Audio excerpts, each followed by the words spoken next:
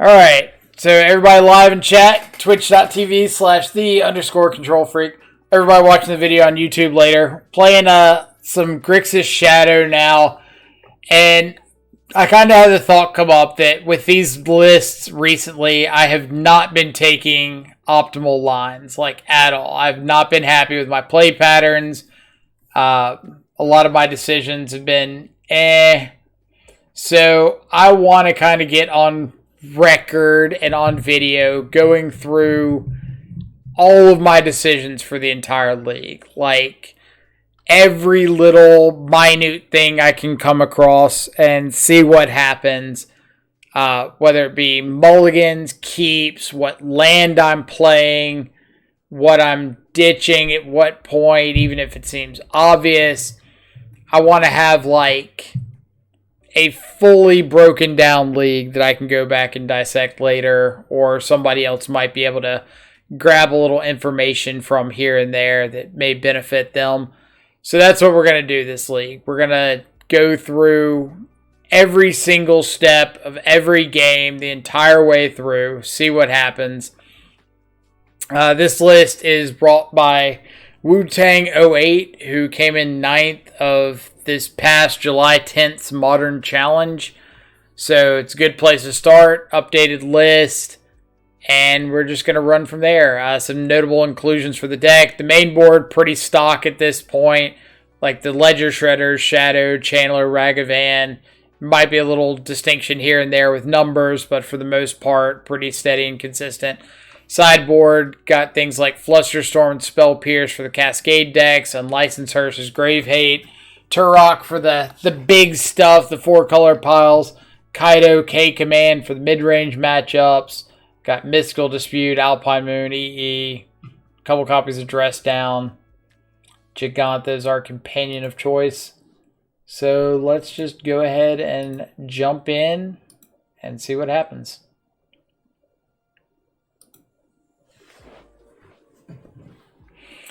But it feels like a lot of times in Modern in general, I'm losing games because there's little decisions that, like, I took for granted before that I think are costing me more than I think they are.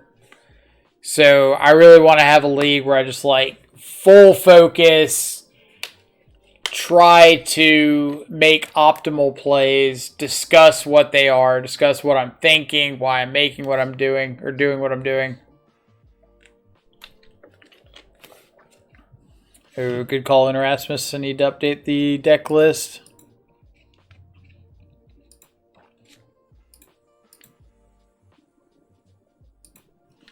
Alright, should be good to go now.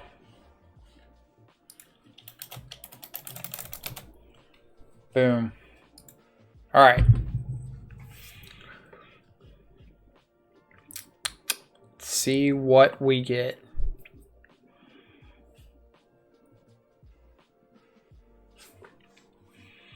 Lost the die roll. Not much to think about there. Check out our opening hand. We'll reveal Giganta. Alright, so we are on the draw. We do not have an answer to a turn 1 Ragavan. Opponent reveals Yorion, so first thought is like a 4-color pile. This hand's reasonable against a 4-color pile. We have an interaction for an early Planeswalker. We've got one of our better grind cards. We've got these baubles to start working through our deck a good bit. We do not have a threat. Like, we would really like to see a Ragavan on turn 1. Ragavan on the draw, however, is a lot worse. Because things like turn 2 Renin 6 on their side. Prismatic Ending. March of Otherworldly Light. Anything like that. So I think this is going to be a reasonable keep.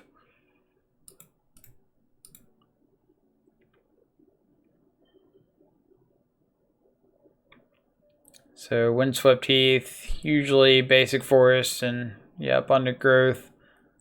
So now opponent's got perfect mana. Alright, drawn Watery Grave. So let's start with casting a bauble and checking out what our opponent is drawing into. Since we have the 2 baubles, I want to check them first. because that gives me more information on whether or not I want to keep what's on top of my library.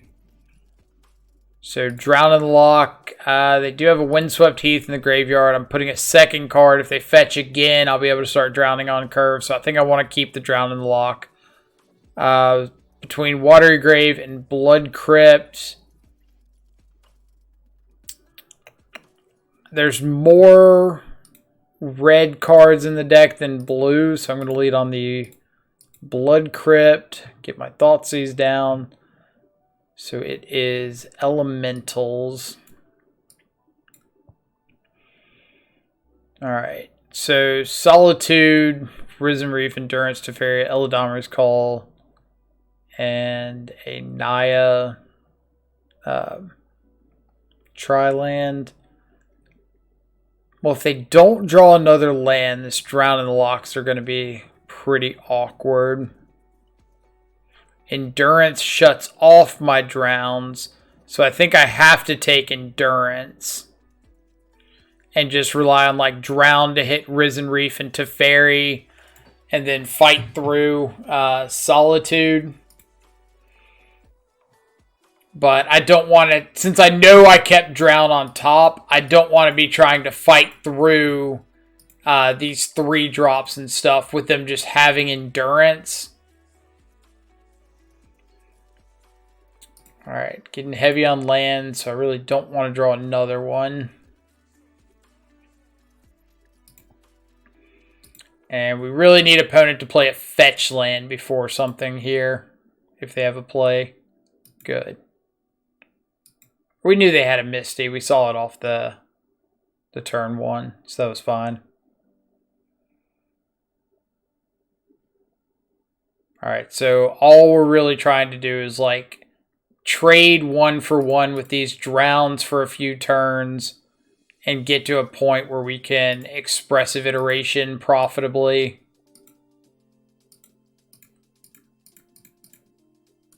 Oh. So Teferi is gone.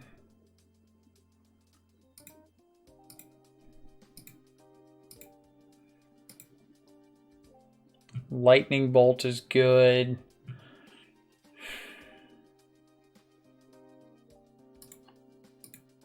So let's just pass the turn back.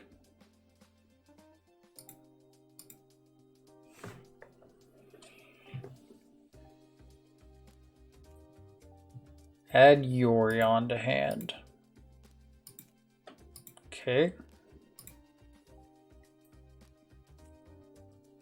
So now that we drew the fetch land, no, I think I'm just gonna pass again. I could Expressive Iteration, but if I draw into something that I want to play right now, I can't hold up Drown in the Loch. So I think I'm happy just passing. Fighting over this.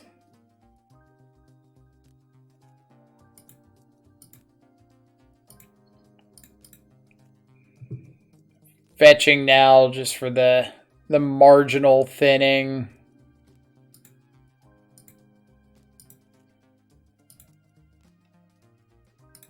Alright, so let's Expressive Iteration. Decent. Risen Reef's gone. I'd probably rather have... Like, I know I want Shadow and Ragavan, and I'm going to play one of them out this turn.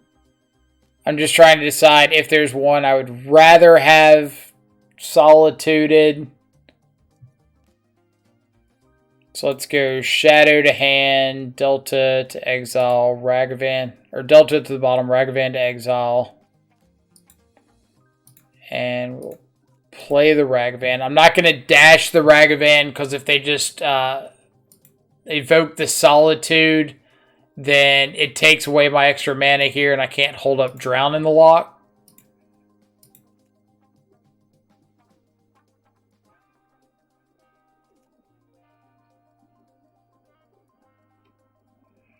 Just Omnath.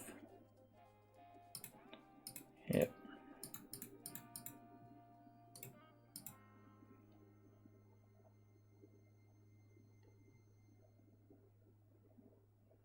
They might just go ahead and invoke this Solitude.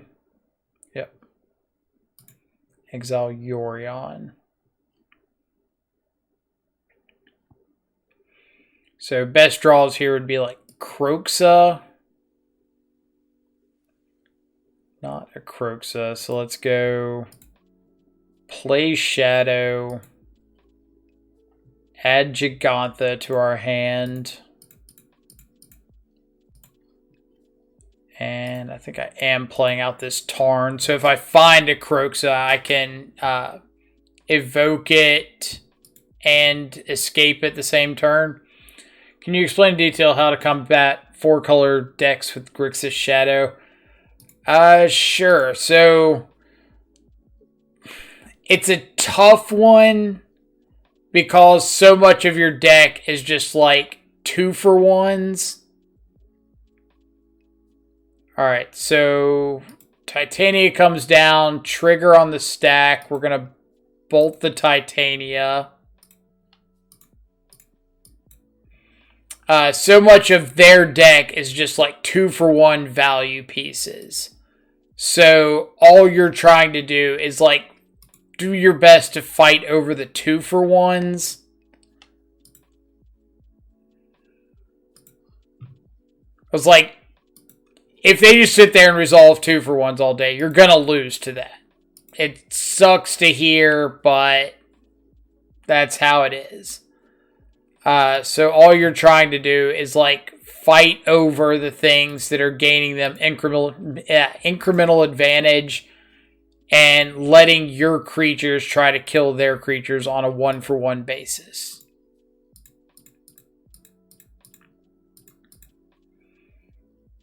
Like Shadow, Gigantha, all this stuff is going to outsize things like Endurance and most of their creatures. So really we're just trying to get to a point where like they're not gaining extra advantage from all their cards.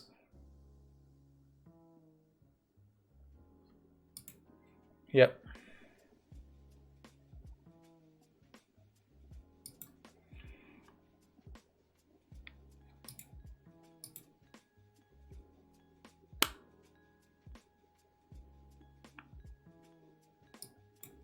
See, isn't 4-color inaudible for us? Like, eventually he'll do it.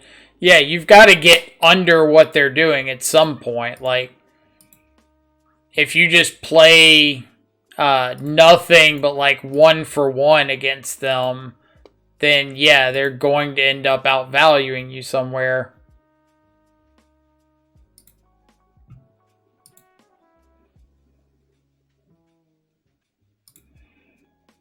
But like all we can really do is not play into the 1-for-1 game if we can help it. Like here, my opponent can Eladamri's Call for an Omnath. But what would be worse for me is if they have a land and they Eladamri's Call for a Solitude and I've played out the second Shadow. Because then they just Solitude my Ledger Shredder and kill me straight up. So I have to not play out this second Shadow.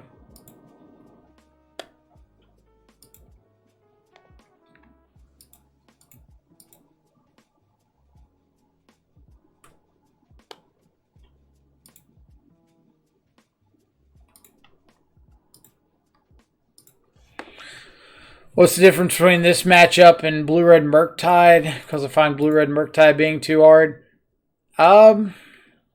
Main difference is just like Blue-Red Murktide has a more linear game plan.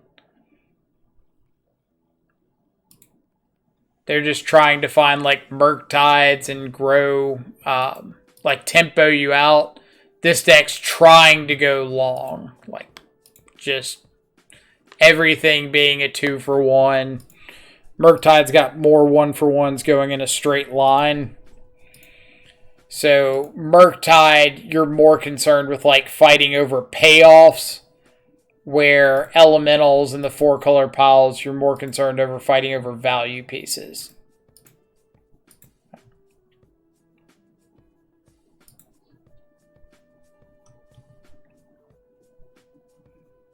Alright, so we've got Dress Downs, we've got Turox, Mystical Dispute's good, Kaido's good. It's about all I really want in. Bring in things that stop ETB abilities, get around cards like Solitude, and give me 2-for-1s. Mystical Dispute fights over everything from like Teferi to Risen Reef.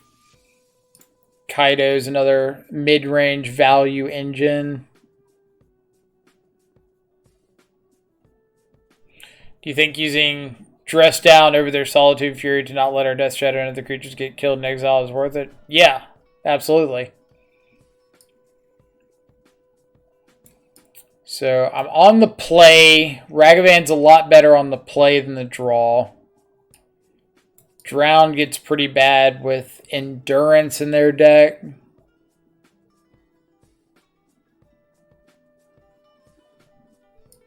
Push doesn't hit all the big evoke stuff.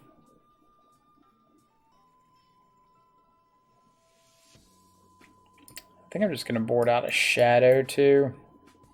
Or maybe I want to keep an extra Ragavan, board out an extra Shadow. Just because Ragavan can snowball a little bit more.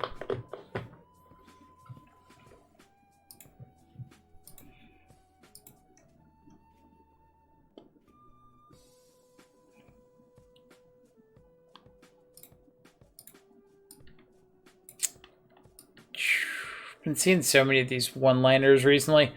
So like Ledger Shredder, Dress Down, Heat is a really good base for a hand, but not having the second land. And if I don't hit it, this hand's just like completely dead. Croxus basically a mold of 6 already. Shadow's not online anytime soon, so that's like a 5.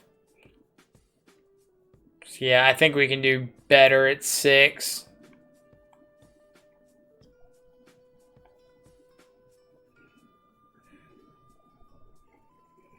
Alright, it's not great, but it's got multiple 2-for-1s.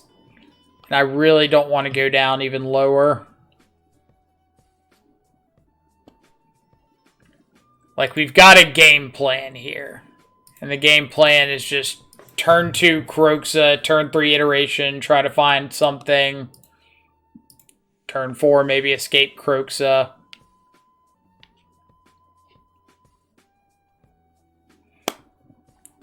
Sorry for all these questions. No, don't be sorry for questions. It's the whole point of the stream is to be able to ask questions.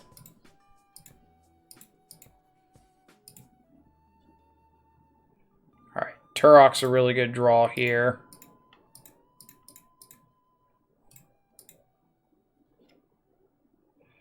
I would have liked to play Lurrus with Ledger Shredder. I mean, I wouldn't mind having Lurrus back, but at the end of the day, I think it was a good decision to ban it. And that's kind of part of the reason is it just makes every single card that's printed for less, like 2 CMC or less, that much more egregious.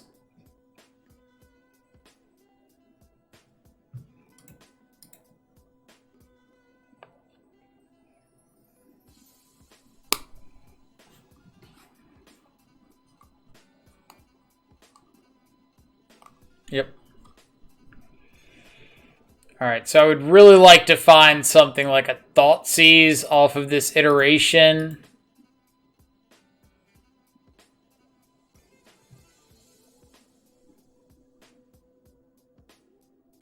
No Thoughtseize. So let's go Heat to bottom, or Heat to hand.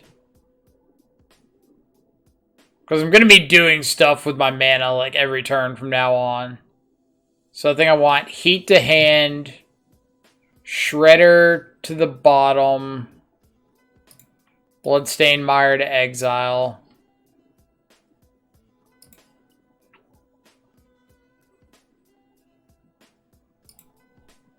So at least this way I might be able to tempo into a Risen Reef. Like, kill it with a trigger on the stack, untap, Turok.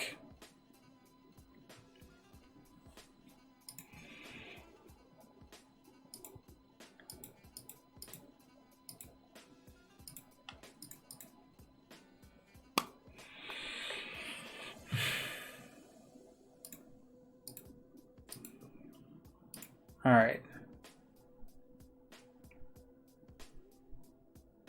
So let's just go ahead and get another land out of the deck so we can for sure escape Kroxa next turn.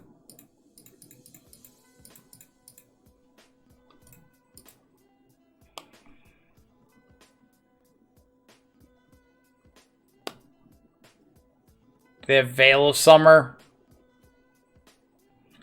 I never understand like why these decks feel they need to play Veil of Summer. Like, your entire deck just crushes 1-for-1 interaction.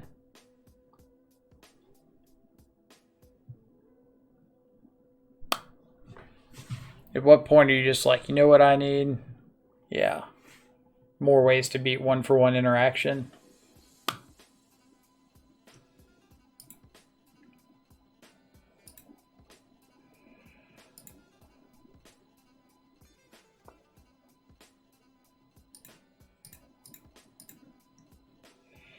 For control, not for you. It's just incidentally good against you too. But they crush control. Like, that's half the reason to play this deck. Rin, Teferi, Omnath. Like, it's what your deck does.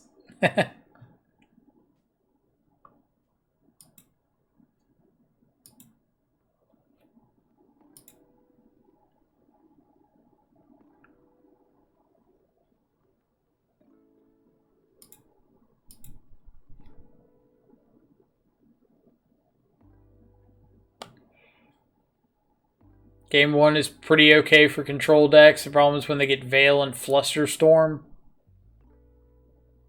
I guess it just depends on the variation. It's like, especially the builds running like, what's it called? Cavern of Souls? Like, they should just steamroll control decks.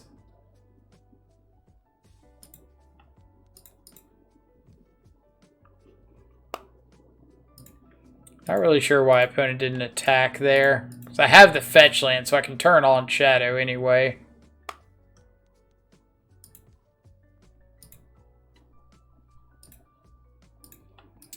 That gives me Delirium to be able to Unholy Heat this Endurance.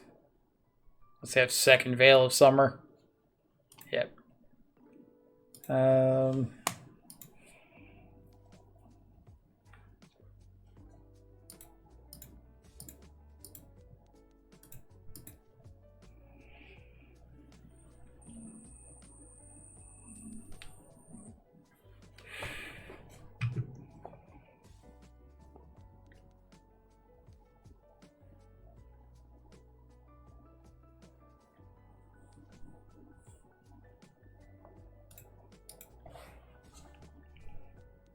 See, there's only 2 Caverns in the deck. No way to tutor them in an 80-card deck. Yeah, when you have Cavern, it's great. When you don't have Cavern, trying to cast 4-minute spells and counter spells is not great.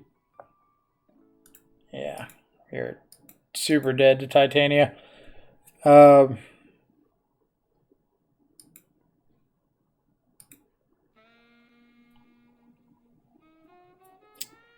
see, but then you get Flusterstorm, Veil, can't counter your thing, and then Teferi is not less good. I mean, I get the argument, but I think that's kind of a God, 15% of the game's kind of outcome. Like, so many of the blue-white control decks are built around Prismatic Ending and March of Otherworldly Light and 3-mana Teferi and that stuff now. So you have more games where it's just turn 1, nothing, turn 2, nothing, turn 3, Risen Reef, draw a card, then it gets exiled. Then turn 4, Omnath, draw a card, then it gets exiled. And like you're getting all of your effects that you want. Every single card in your 4-color deck is a 2-for-1. You don't care about counter spells. Yeah, that's kind of what I'm talking about. Like, with the 4-color pile decks and the elemental decks and everything, like, everything just does.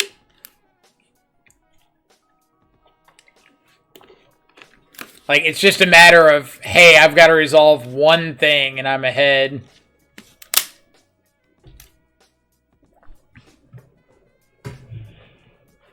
Alright, what do we got? Another one-lander, but we're on the draw. We've got a bobble.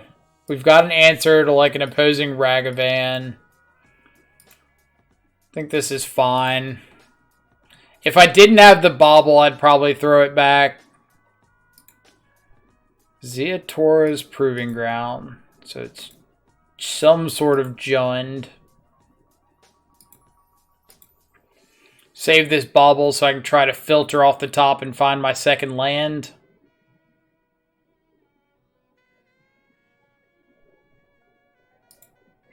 So not Jund.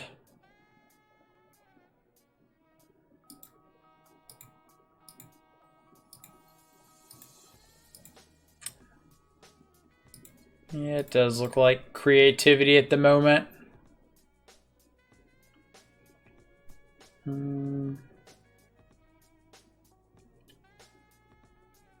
Guess I would rather have Blood Crypt in case I find, like, Thoughtseize.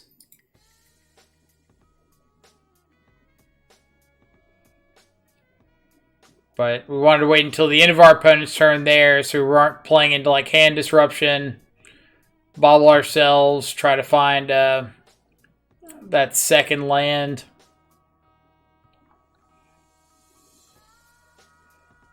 Problem with 4 colors, Ren. Once Ren gets banned, the format is so much better. There's a lot more, I think, that needs to be banned than, like, just Ren. Like, Ren's not great, don't get me wrong, but Ren's just, like, tip of the iceberg. Am I crazy for just double unholy heating this Ren? Let's see what we're drawing into. It's a land.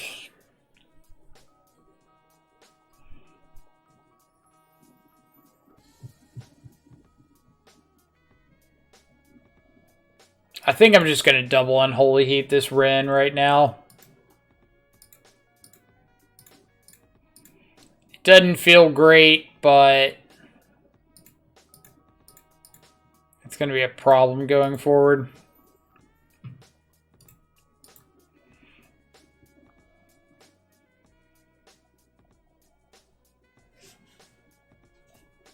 Just have another one. You can have strong cards like Ragavan because it forces the format to be interactive, which I think is powerful and fun. Alright, so you hit on a big point right there. You said, I think cards like Ragavan are fine because it forces the format to be interactive, which I think is powerful and fun. That's like the phrase you have to get rid of. Because in the end of the day, like, it doesn't matter if you think the format is fun. It's whether or not Magic as a whole to the majority of the playing population is fun. And I think we're at a point where a lot of people are not having fun. So once you get to that stage of a game, like, something has to give. And in the case of Modern, like, there's a lot of cards that are causing a lot of people to not have fun.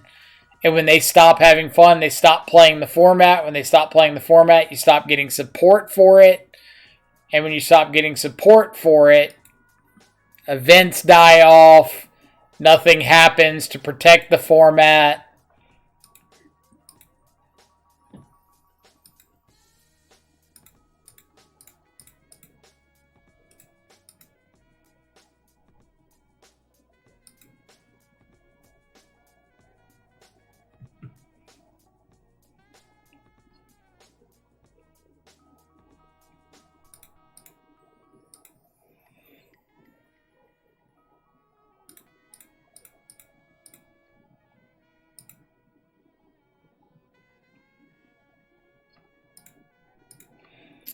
I'm keeping that because I need to find that plus interaction. Which we do not. Bottoming Ledger Shredder because I'm not going to be playing it next turn. I'll be playing Croxa.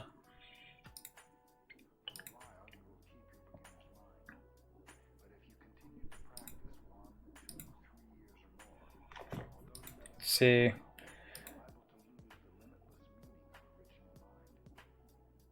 Thinking about the wrong rule card. Violent Outburst gone before Ren. Ren is overpowered and holds together. Super oppressive archetype. The fact is, if you remove these kind of game dynamics like interactions in the first 2 turns, we back to the two ships passing in the night. Let's see what their payoff of choice here. Fact is, if you remove, but if you don't have turn 1 removal, you shouldn't lose like 20% on your win rate. An unchecked turn 1 Ragavan is one of the strongest openers. I agree with that. But it's not a thing about making it accurate. It's a thing about making it real. Well, like, I guess to me, the argument here is we shouldn't be fighting about like, oh, Ragavan's fine because these other things exist in the format and they're more oppressive. Like, that argument doesn't make sense to me because that still starts with, like, Ragavan's not fine. You're just saying, like, oh, it's not as oppressive as something else, so we can keep Ragavan. No, like, none of it should be in the format. Like, we've had the discussion a few times before. Ren should be gone. Ragavan should be gone. Urza's Saga should be gone. Like, there's probably a bunch of people that think Boseiju should be gone now, but I think one between Ren and Boseiju. Mishra's Bauble should be gone. Violent Outburst should be gone. The Evoke Elementals. I would say the forces, like Force of Negation, Force of Vigor, all those.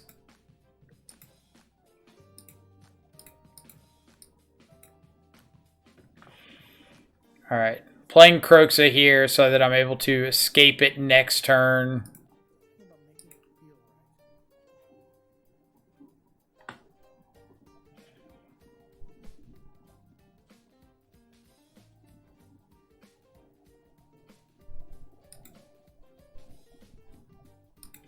Like, I just don't like the argument of, oh, A is fine because it's worse than B, and B's problematic. Like, that doesn't mean that A is fine.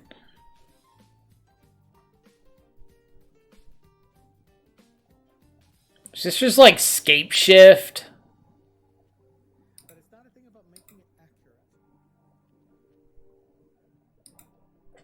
I'm not really sure what their win condition is so far.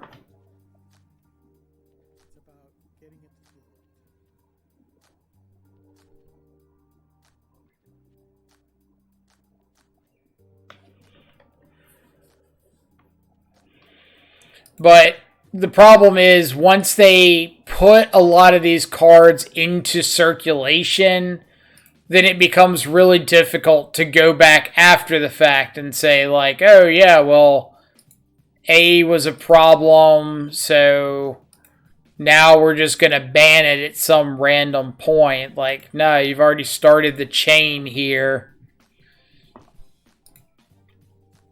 So many of these cards just shouldn't have existed to begin with, but now that they're here, the argument's always going to be, well, they're not strong enough to ban. Like, you're right. They're not. But they do something to the game that is fundamentally not necessarily unfun for somebody, though it is.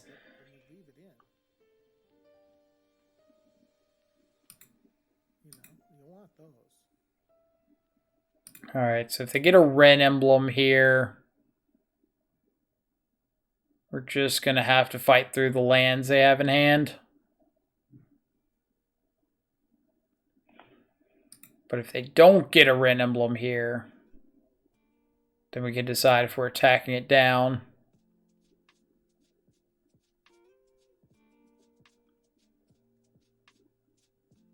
Ah, hard cast Archon. So it is creativity, they just didn't have a very creativity hand.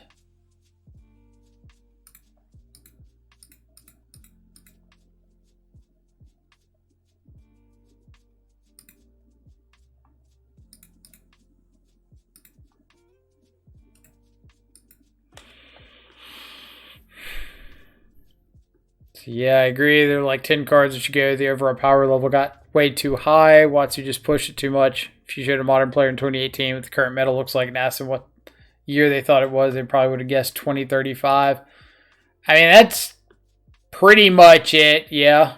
Like,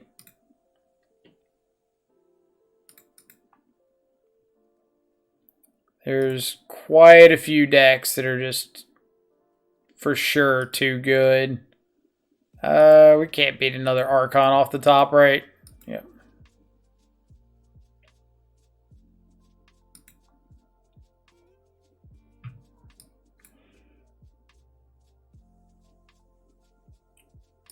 See, I like powerful formats. If Modern wants to be the new Legacy, that's great in my estimation. But you're inserting that I again. Like, you have to take I out of the equation completely. Because at the end of the day, like, it's not about what one specific person wants in the format. It's about what's healthy for Magic going forward. And the point is, there's a large percent of the pop. Like, I hate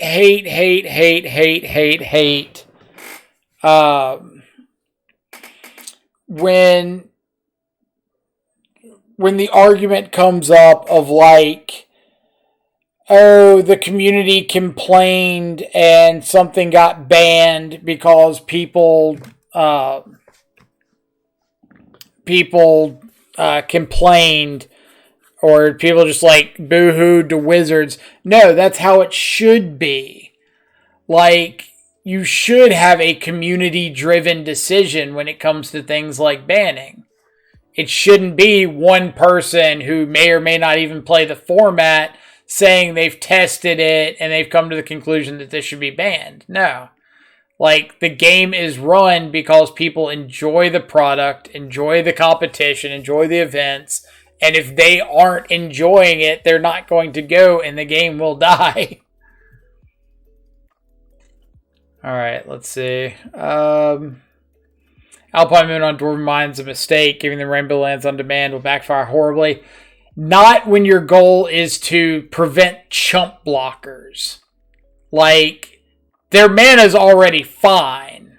I don't care about fixing their mana or making their mana a little bit better. I care about them being able to grab a chump blocker for a shadow that keeps me from killing them.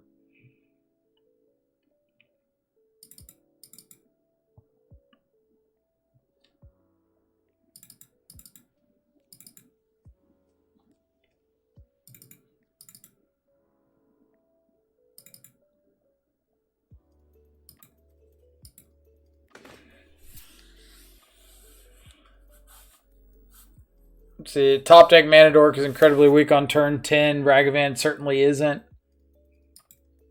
Depends on the board state.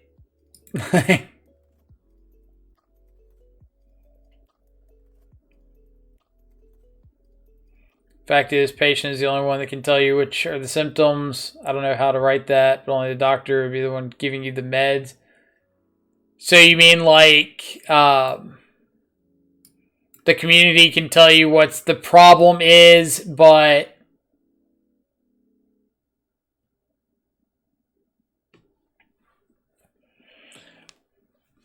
problem with community outrage is people have very limited data and tend to get knee-jerk reactions. People are emotional about losing to specific cards.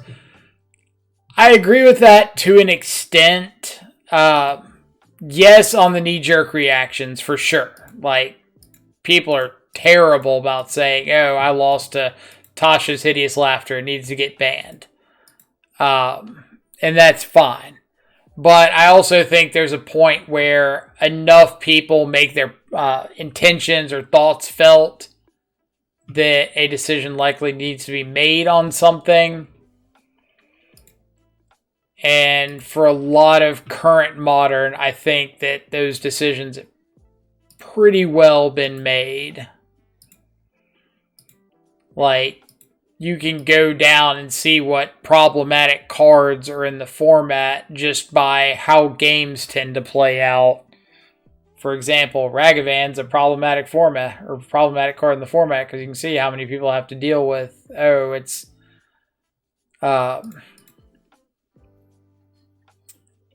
like what was said in chat earlier. It's a turn one play that increases win percentage by astronomical amount if your opponent doesn't have interaction to it.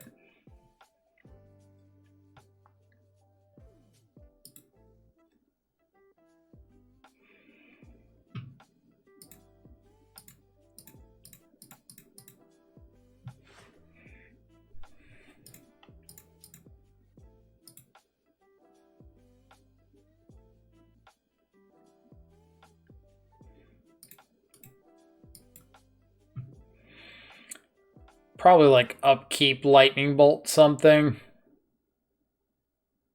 Just to get the shredder trigger. I miss Splinter Twin. Like, probably not getting that one back, unfortunately.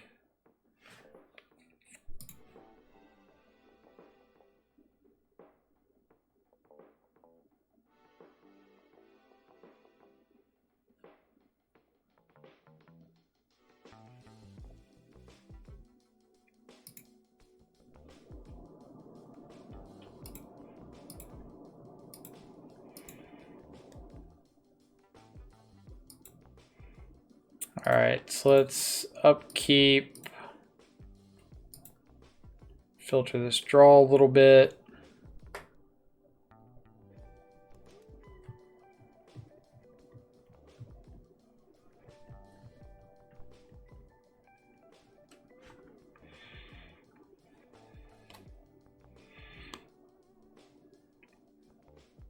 See, pretty sure if Twin got unbanned, it would be unplayable or tier 4 at best in the current day.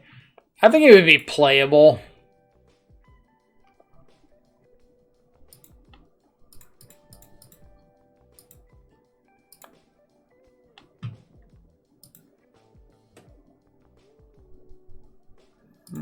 Bin that.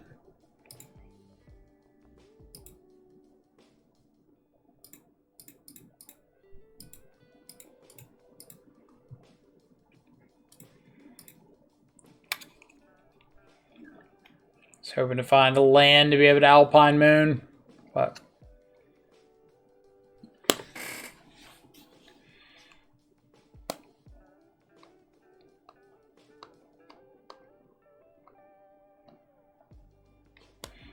no. Alright, so Croxa.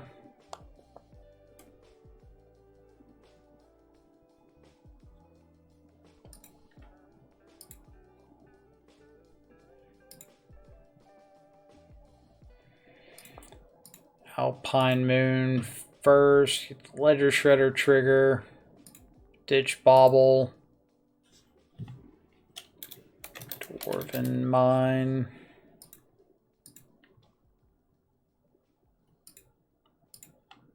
And kill Rin.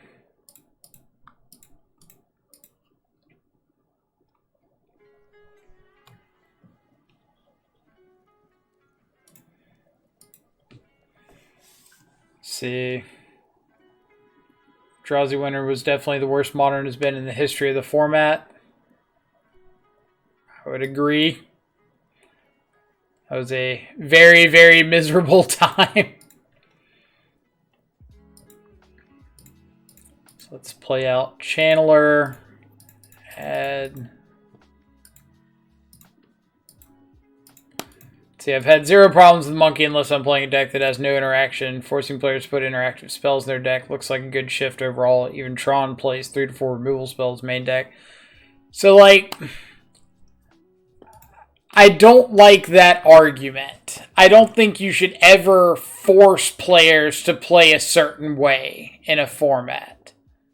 Or in Magic in general. Like, people should be able to play what they want to play when they want to play it. It doesn't necessarily have to be good, but I don't think it's fair to tell people, like, hey, you can't play your archetype at all. Like, your deck is just non-existent because you chose to play what you're playing. And that's what a lot of these cards kind of create. Is just, hey, your type of Magic is obsolete. And I don't think that's fair to people. Can we get a Drown in the Lock off the top?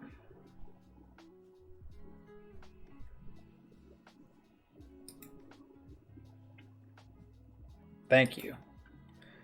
But I mean, like, I play interactive decks. So I feel like I shouldn't be the person complaining about Ragavan. But I also think that the card is just, like, unhealthy overall and problematic. And it's just because of the gameplay that it promotes and creates. So that's fine. Not dead to that. They spend mana cracking a clue. That's less they get to do here.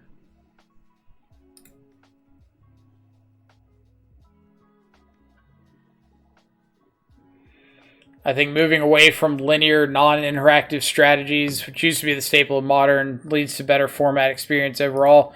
For the people that enjoy that play style, sure. But, like, I think Modern was in a good spot if they added good answers. And we're talking about, like, right before MH2 dropped. I think that was, like, a really good point for Modern. We just needed a few more answers. And, like, they added things like Unholy Heat and Prismatic Ending that were good answer cards, Dress Down, whatever. But then they just went over the top of that and added more threats. And if they just, like, kept out that adding more threats part, then I think Modern would be in a decent spot right now.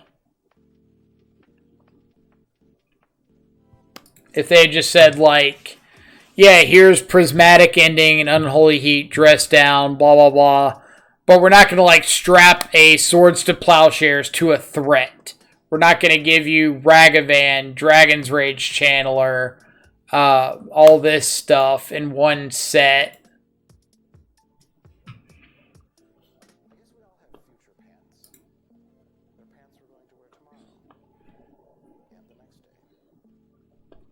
Dredge got by on Vex. Yeah, exactly. Like, whole archetypes just dying because some of these cards exist. Oh, I don't think the pitch elementals are healthy answers. Because I think they're also threats. And that's, like, part of the issue here is they just made everything into a threat. Or they made more threats that were too good. Unholy Heat's egregious when you pair it with the threats. Agreed. Like, Unholy Heat on curve paired with, like, Channeler getting it online quickly, it fueling Murktide, or being, like, the perfect spot to go turn one Ragavan, they have a Ragavan, you untap, Unholy Heat their Ragavan, and still get to play a 2-drop. Like, card does everything you could possibly want. And so I'm kind of banking on them having Lightning Bolt here and not Spell Pierce. They can have Spell Pierce, but I'm just going to, like, untap and draw the land, so it's fine.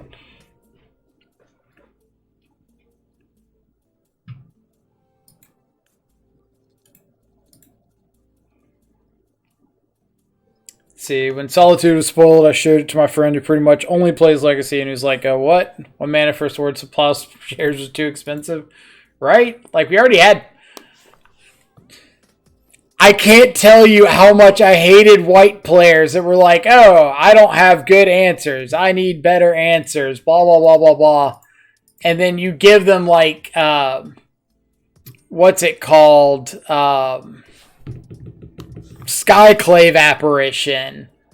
Why on earth do you have Emrakul? Oh, that's 15 mana Emrakul. That's Creativity Emrakul. Yeah, that makes sense. You can have that Emrakul. I don't know why I thought that was like 13 mana one and they were about to hard cast this thing on me.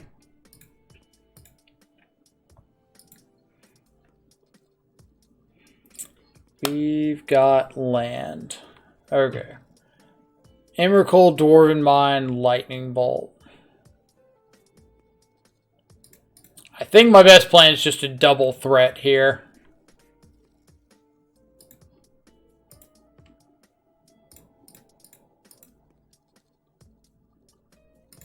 They're going to do stuff. They're going to kill something, make a token.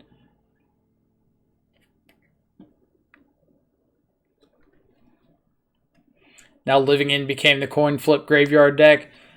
And they gave Living In like 10 times better answers than Dredge ever had. Like, I miss playing against Dredge every now and then. I don't want to play against it, but I was fine with it in the format. Did you top deck the Creativity?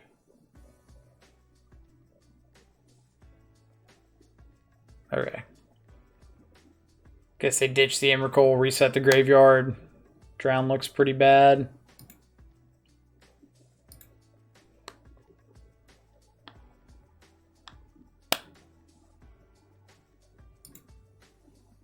Force of Negation, the card meant to fight against combo decks, is now pretty much exclusively played in combo decks.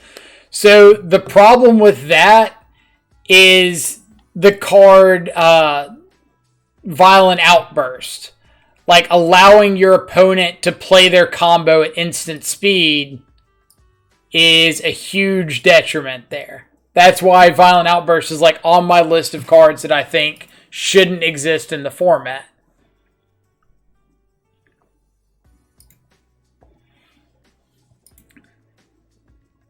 At least against Dredge, I know my graveyard hate won't be forced and griefed. Exactly. Like, I know it's going to be nature's claimed like God intended. And I accept that. I'm okay with that trade-off.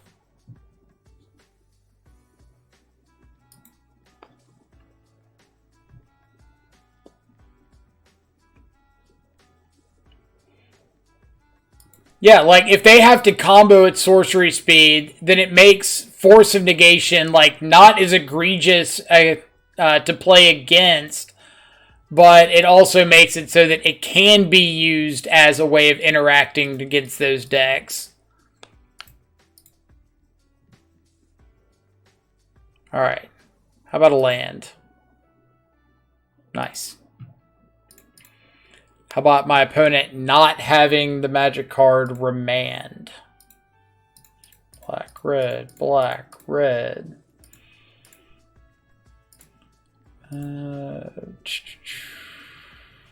Got instants in hand.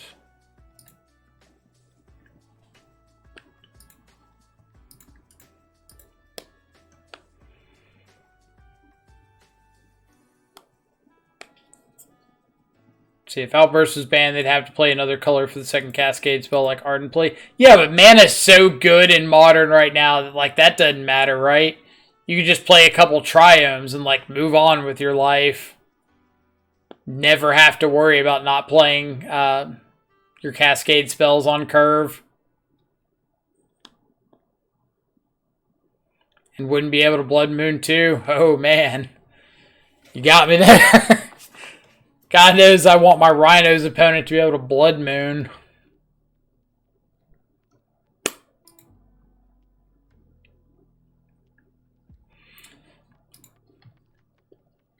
Like, you're right. they couldn't play Blood Moon as easily. But I still think that they could play a lot of the good interaction that they need.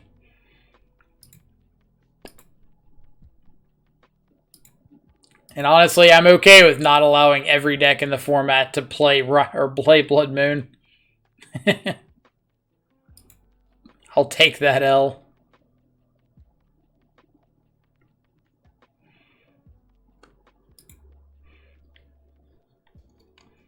Stop playing Blood Moon, start playing 3 Teferi. God, what an egregious Magic card.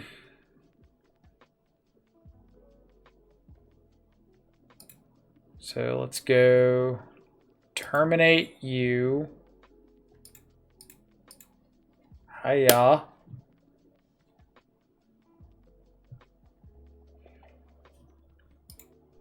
You got it.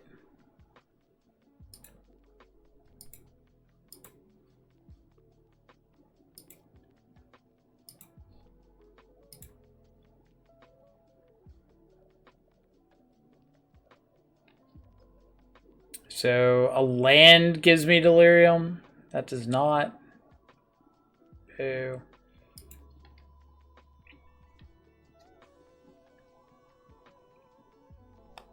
I could have like Ledger Shredder, drowned my own Shredder to try to flip over delirium.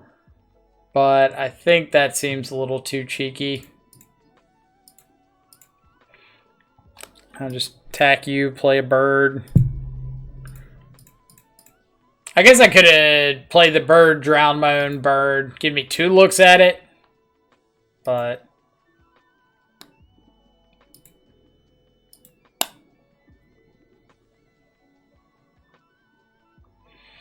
kind of dumb that when I'm playing blue-white against 4-color, I have to be very careful of the 4-color deck blood mooning the 2-color deck. I mean, Abundant Growth is a messed up card.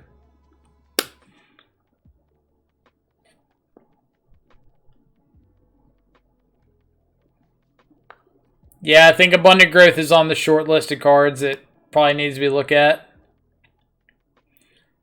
Dingo loves living in. He'd quit streaming if they banned Outburst. Somehow, I don't believe you. Like, Dingo's the one that inspired me to run a couple copies of Underworld Breach in Shadow just to try out. Because I kept seeing all the value turns off of it.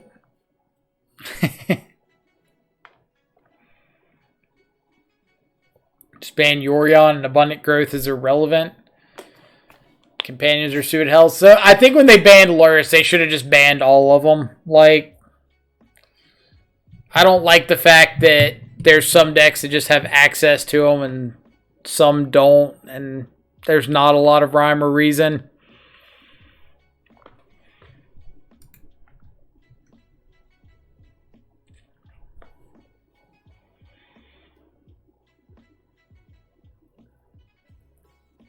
And I've mentioned it before that I think that when they made companions, they should have just made them like as generic and easy as possible. Like 3 mana to add it to your hand, 2 mana to play it out. It's a Howling Mine on like a 2 mana colorless 1/1. No deck building restrictions. Anybody can play it.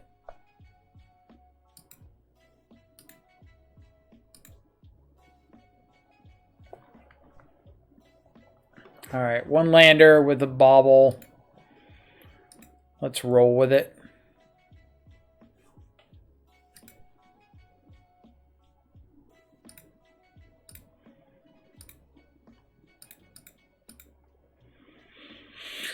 So if I know that I'm fetching and shocking here, I don't want to bauble myself. I am going to bauble them and just take the risk that they're not a Thoughtseize deck. Doesn't look like a Thoughtseize. Double Urza's Saga. Mimknight, Springleaf Drum. So let's take a Springleaf Drum.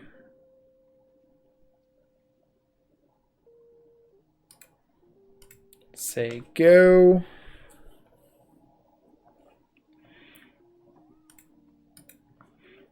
Hayashi has 2 monocolor decks for each color. He'll be fine. Not wrong. Night Ornithopter. Land. Almost.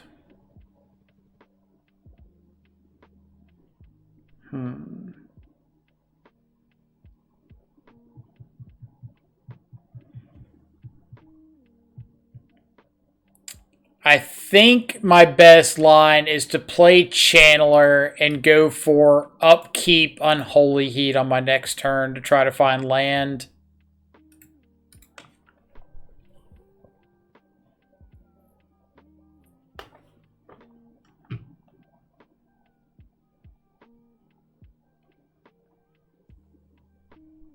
See, might have to build a Hayashi deck so I can use these flame slashes from game day. Alright, let's kill you. Go away. Land. So close.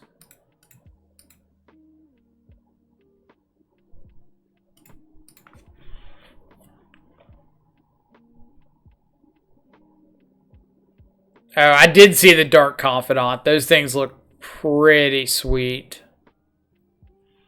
So 3 artifacts currently. So play Urza Saga and get off a Thoughtcast.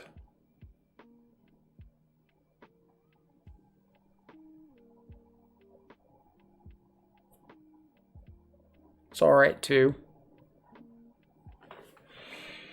Alright. How about a land for Double Shadow? Just for the heck of it. Just cause we're feeling frisky.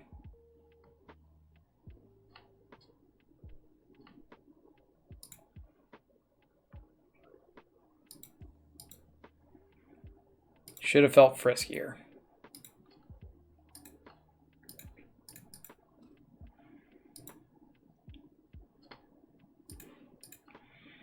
Alright, so we got to keep that. Alright. It's a bunch of thought casts.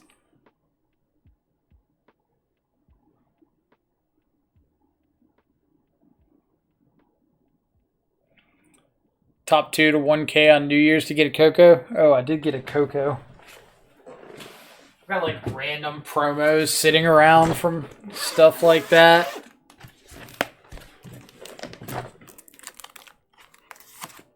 There's my Coco. Top 8. For local store. Alright. What is my game plan?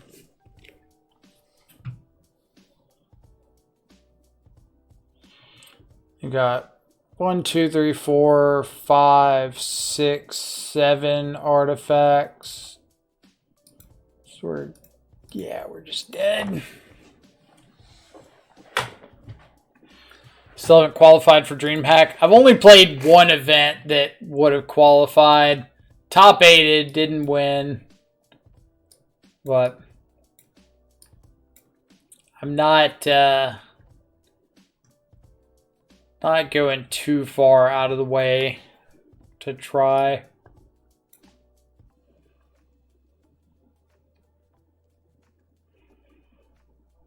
See, Drown's pretty meh. Ragavan's very meh. I'll ditch the extra Croxa since I got Sagas and can just search up hate. See, I've top 8'd 2 RCQs. Both stores didn't have the promos yet, so I had to wait for them to mail me my Nykthos. I think I got my Nykthos. Yeah, I did somewhere. Is it in here? Might be in this stack.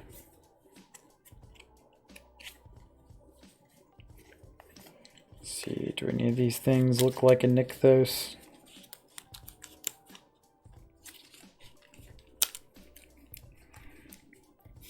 It was not in that stack.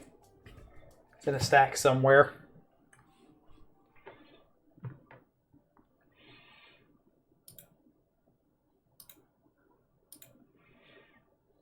Alright.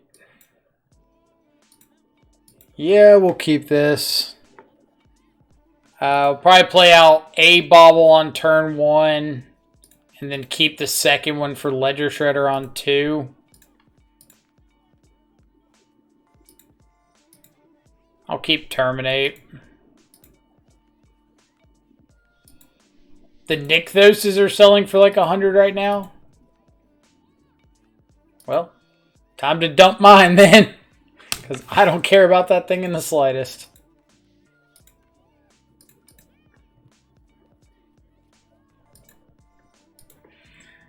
Finally playing Shredder, huh?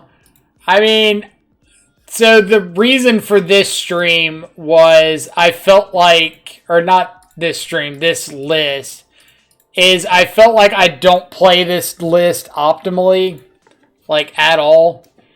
So I kind of wanted to do a video where I just made a bunch of comments about every line that I'm taking, just to try to figure out where I'm messing up, what I'm doing wrong. I guess letting my opponent have edge champions, what I'm doing wrong.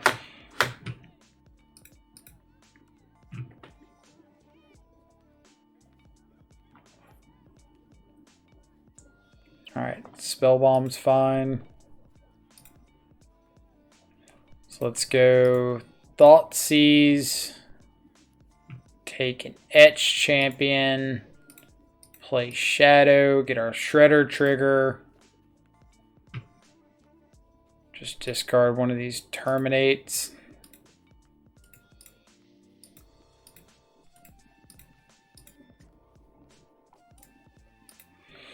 But Mike, it's a Pioneer stable. It's a GP format.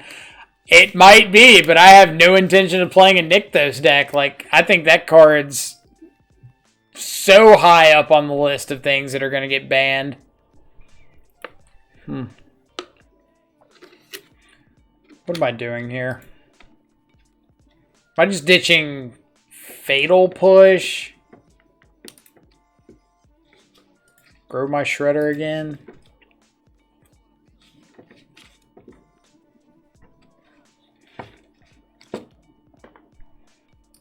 Fetch land. Well, it's not technically a fetch land, so let's go you, connive, throw away you, shocking you, swing.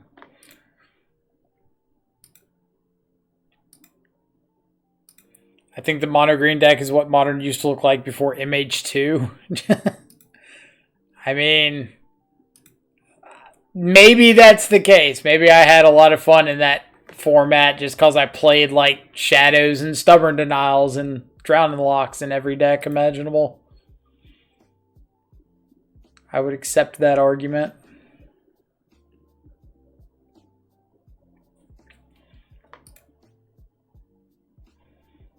Do I want an EE? I don't think so. I think I just want to sit on Holy Heat and Terminate.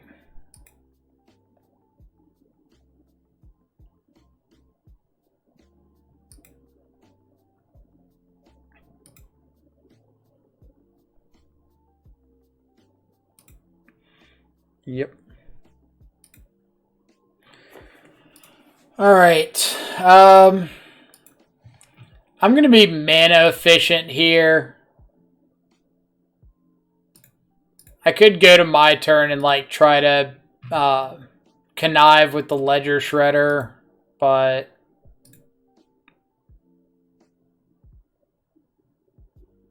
I'll take a dress down.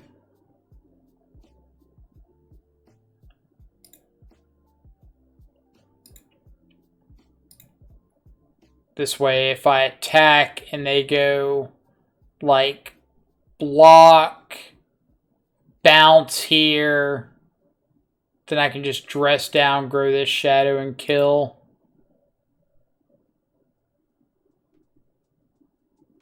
This is 5, 11, 14, so they have to block. They have to block and they have to bounce. So yeah, this is lethal unless they have something that I just don't know about.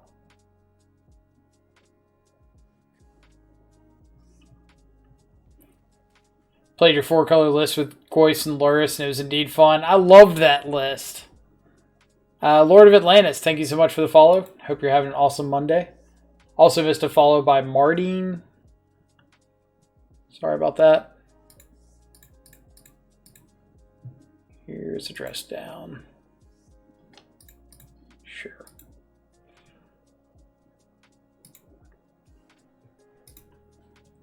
Get in there, Shadow. Hiya.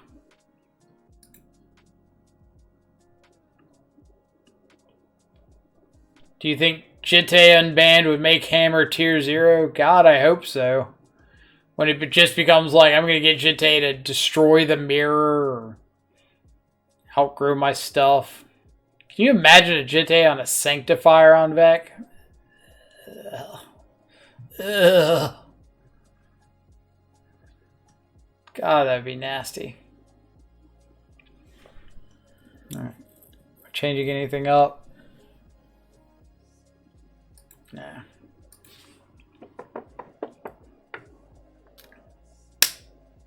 I like mid-range because it gives you the best chance to outplay your opponents, which you can't do with decks like Mono Green. I would agree with that. Like, I'm a big fan of mid-range decks because I never want to feel like I don't have a chance in a matchup. Like, I don't have to win it, but whenever I play, like, a one-sided, like, combo deck or something, there's just those draws where I feel like nothing I did mattered. And I hate that feeling. Alright, so this is kind of what I was talking about with this list. I feel like I should not play out the second bauble in case I draw into Ledger Shredder. And normally I'm just like all out, throw the second bauble out there.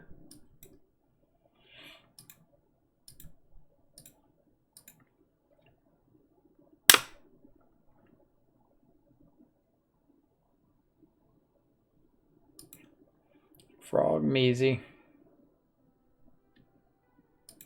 So inside of combat, I'll Fatal Push this so they can't use the mana off of it here.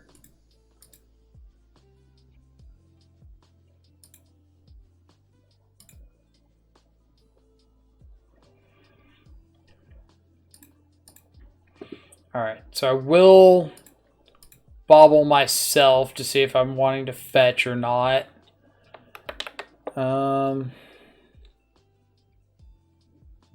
Unholy Heat.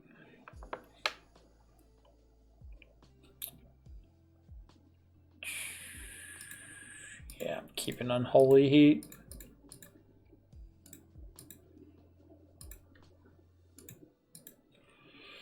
You ever play a Tarmogoyf deck against Living End? Absolutely. Have quite a bunch. I play a lot of Jun Shadow. Probably never killing the Etch though. Maybe not, but with like Kroxa and Shadow, I might be able to just attack through it.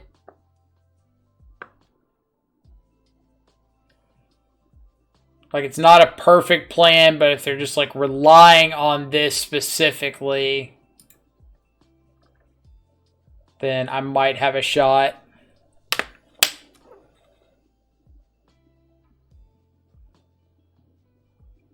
They do only have one card in hand.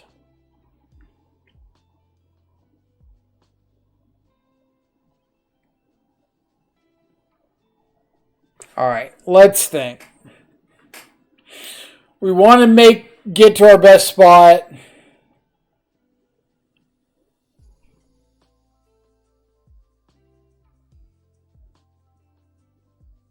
I could go like K command,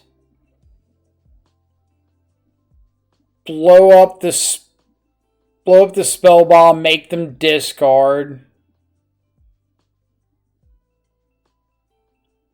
I can play Shredder Shadow. I could hold up K command looking for a cranial plating.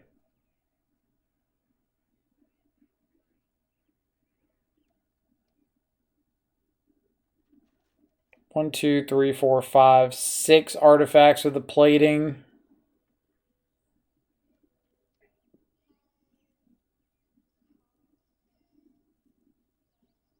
Well, I can play Shadow. It wouldn't work out too great for me, but I can. Like if I just want a Ledger Shredder trigger and a card in the graveyard for Croxa.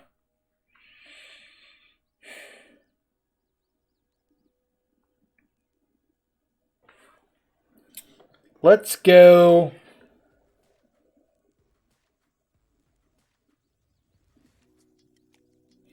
Let's see. Godman God, thank you so much for the follow. Hope you're having an awesome Monday. Alright.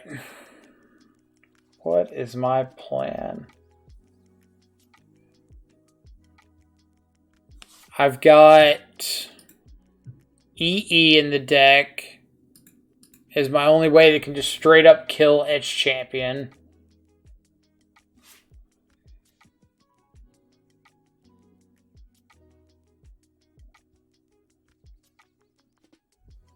I kind of feel like I should just main phase K command here.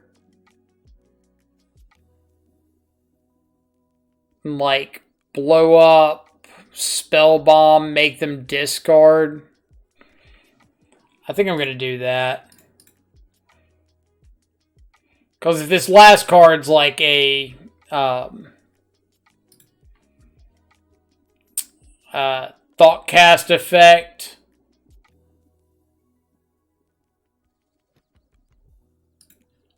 I really don't want them having access to that. Then I'm taking away the redraw off the spell bomb. Alright, Companion's not bad.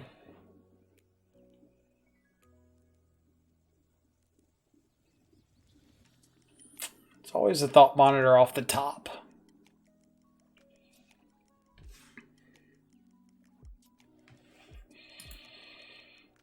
They can never just like have the Thought Monitor as their last card, can they? Alright, so let's go Shredder. Play Bobble.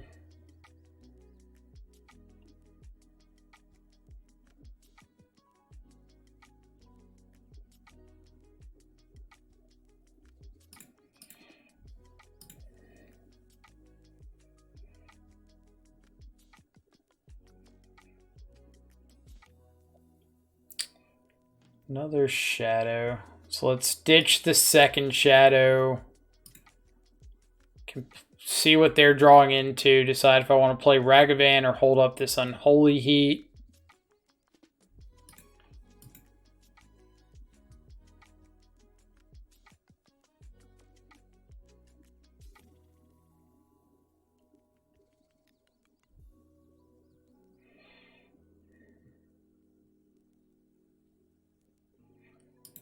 Oh boy.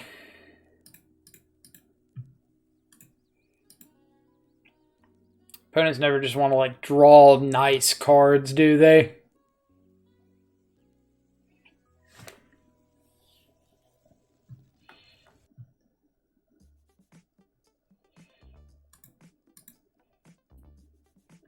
Okay. Maybe Expressive Iteration can find a Dress Down or a Alpine Moon, or they find the Cranial Plating. Their blind draws, they were Thought Monitor into Cranial Plating with a Saga. Alright.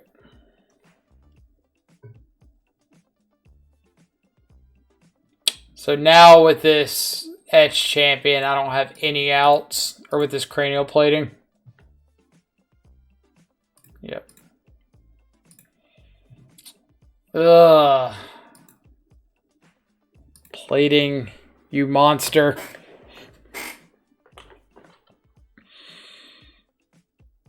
See, do sweepers kill Etch Champion or just Kozilek's Return? Yeah, sweepers kill it. Like anything that doesn't... Alright. Debt. DEBT. This is what you need to know for protection. Debt, like I owe somebody money. D, damage. Prevents damage from the source of the protected color. E, can't be enchanted by things of the chosen color. B, can't be blocked by creatures of the protected color. T, can't be targeted by spells or abilities from sources of the chosen color. That's what you need to know when it comes to protection. Now you know knowledge is power. Knowing is half the battle.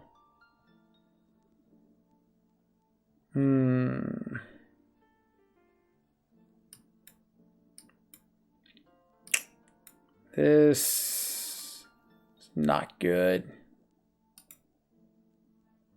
This is better. I'm ditching what? I think I'm just ditching Shadow. I don't have enough to turn Shadow online, so just magic protection. I mean, use protection. And then I'm going to kind of do the same thing as last game. Play out Ragavan, not play the Bauble. So if I draw into Ledger Shredder, I can play it plus Bauble and Connive.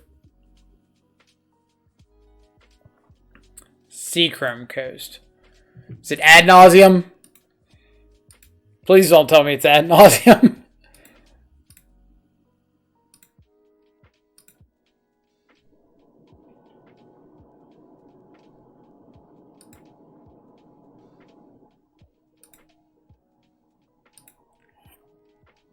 I don't know.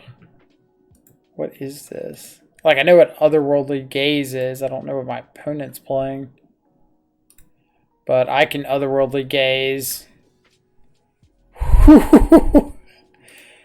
Graveyard, graveyard, graveyard.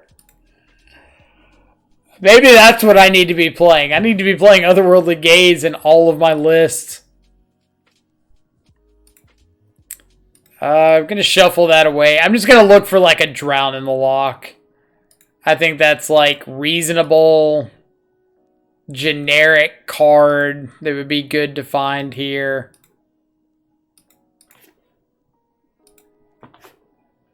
Say this game's tough. It's not.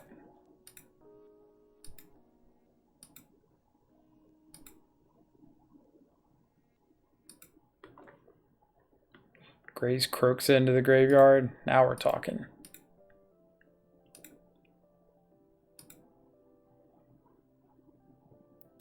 Tainted Indulgence. Man, why aren't we playing that card?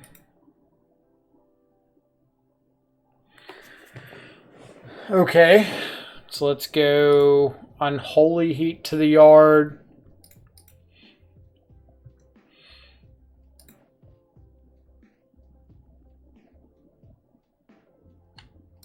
What are you drawing? Altar of Dementia. Alright, I think I'm going to hold on to Drown this turn. For no other reason than I have no idea what's going on, and I'm kind of terrified.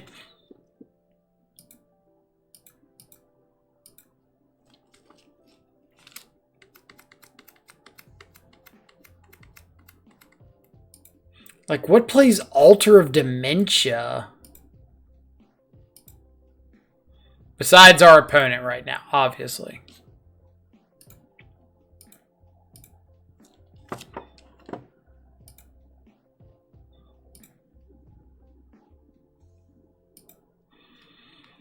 Alright. Start off with Expressive Iteration. We will keep second iteration.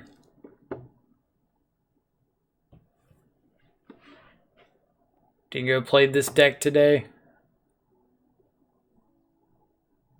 Oh, is this the body double deck? All I saw was like one turn of it where he cast a body double against Spike and got drowned.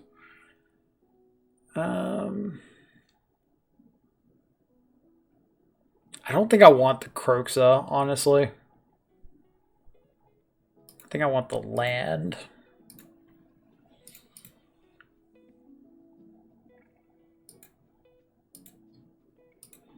That way I can like Thoughtseize, play a Shadow. It is a body double deck. So we'll just drop the Vesperlark. This doesn't seem like a particularly good matchup for our opponent. Which I realize they haven't drawn fantastic either, but...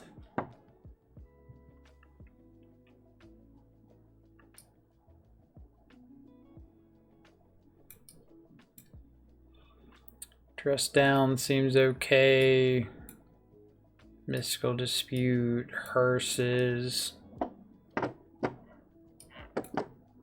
Maybe Kate Command. Maybe Kaido. Like, those are my maybes. We'll see.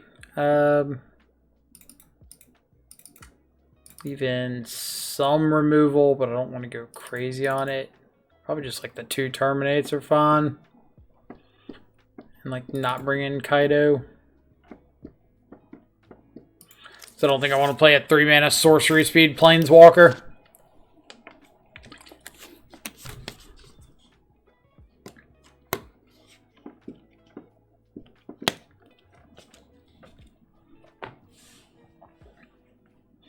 Kaido's bad, just shouldn't be in the deck.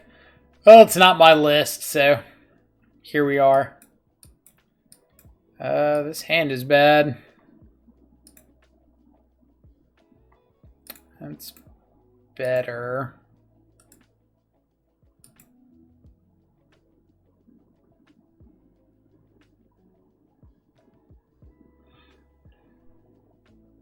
Pithing Needle, naming. Okay.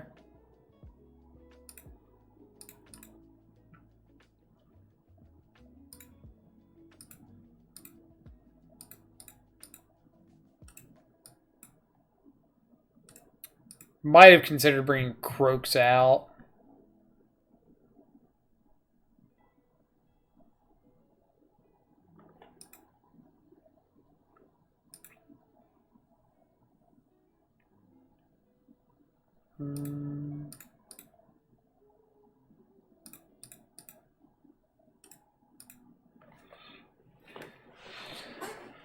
All right.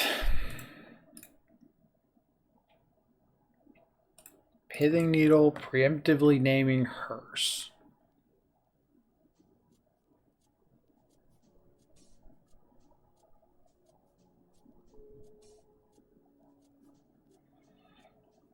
So we need to find expressive iterations.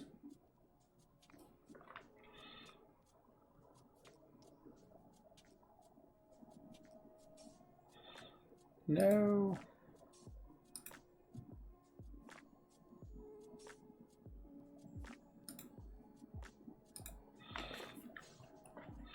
Wait till...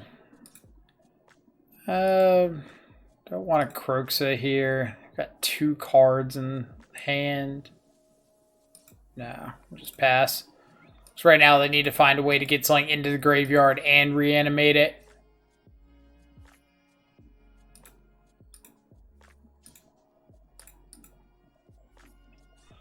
I think their reanimator.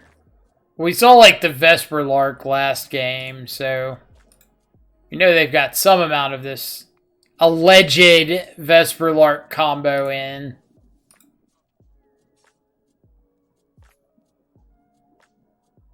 The old upkeep tainted indulgence, eh?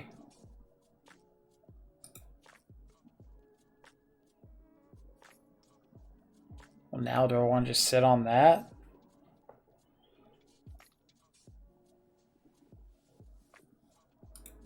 Probably. Got here during sideboarding. Gotcha. Yeah, we saw this body double thing, and I know somebody mentioned it, and I saw Young Dingo play this deck earlier on stream. I don't really know like what its game plan is. So like they evoke this, they get body double. Body double comes in as a copy of Vesperlark.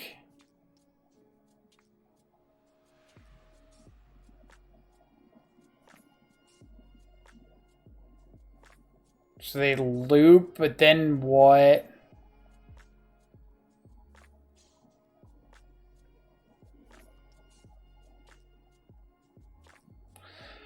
Alright, what do I get messed up by here?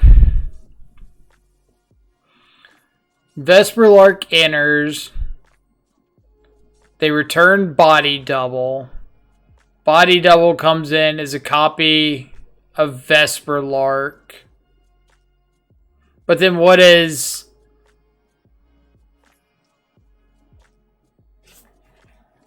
I kind of wanted to see what happens. So this gets body double. Sure. Yeah. I don't know what the plan was there, but I'm going to terminate this.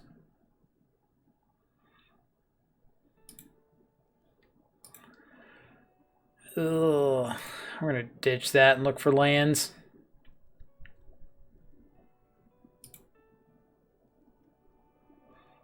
Oh, are they just like trying to set up a kill? This dies, they can return body double.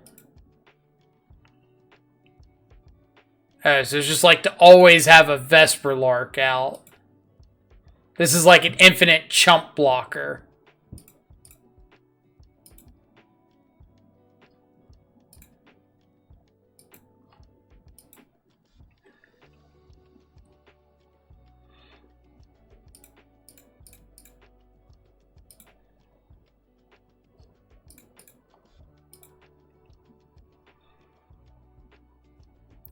So, Thought seized a hand, terminate to the bottom, Mire to exile.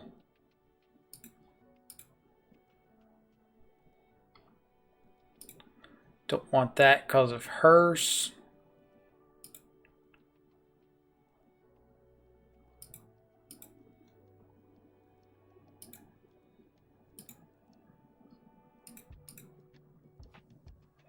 Or don't want that because of Pithing Needle. That thing.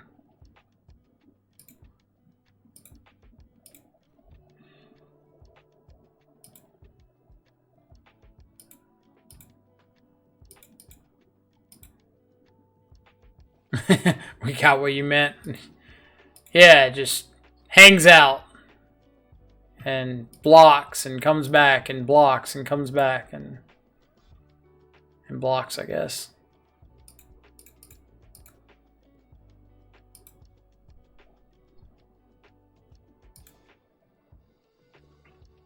I think I want K command.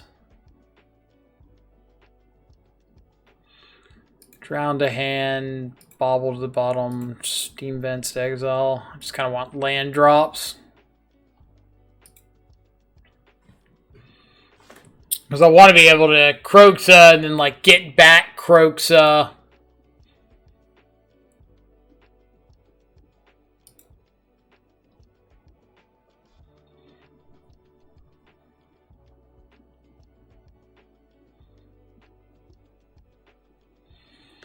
So this is just like looking for something to combo with this.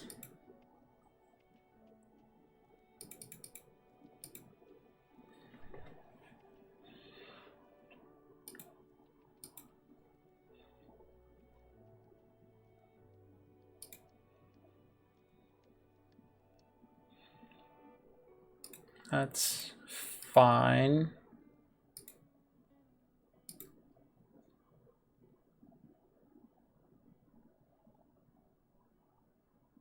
You got it.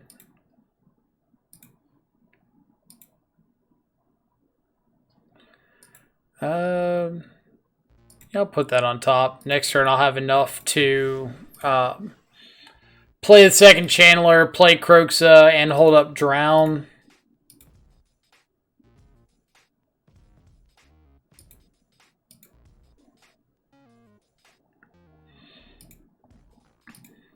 They can turn it into an Archon.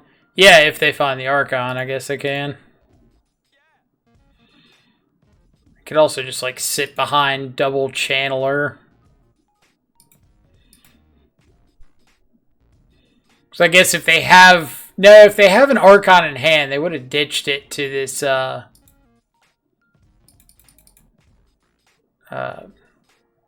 Faithful Mending or something already. Priest of Fell Rites.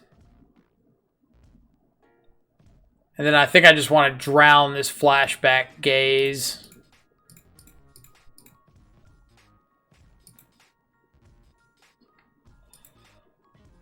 We'll keep Shadow. Same thing, next turn it lets me triple spell if I want. I think we saw an Archon in the Yard game 1.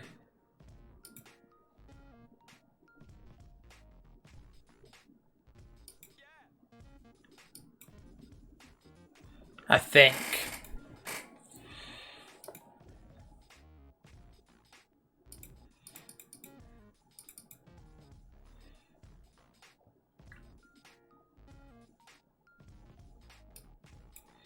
Yep.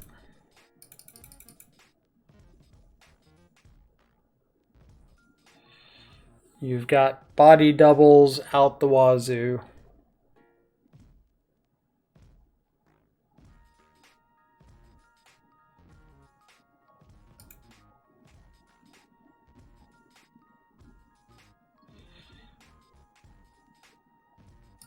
Yeah, we're just going to counter this one.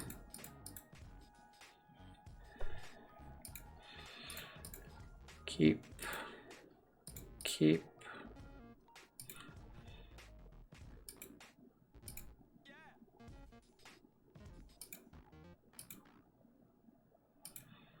Alright, how many Drowning Locks have I gone through?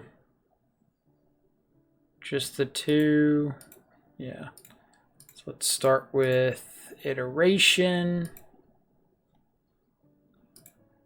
I will keep Address down. That sounds like something I am interested in having in my deck. So let's go Dress down to hand. Terminate to the bottom. Ragavan to exile. I don't want to draw that Ragavan. Hiya.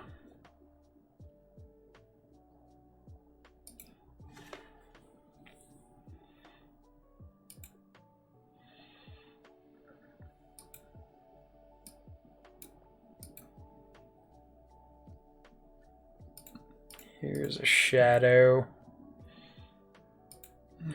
Sego. I guess I could have dressed down the Vesperlark to stop the trigger. Probably would have been good.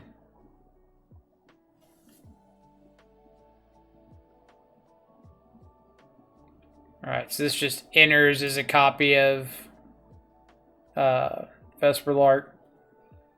Where's the wazoo? You know where the wazoo is. Don't play games with me.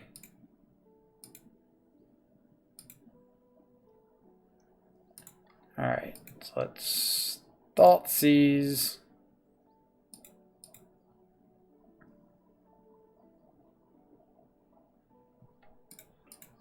Keep that. So I can draw into that with Dress Down. Oh, baby.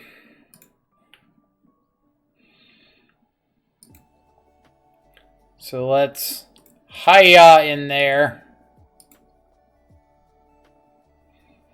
And they're going to block because they're like, oh my god, I'm so smart. And I'm like, I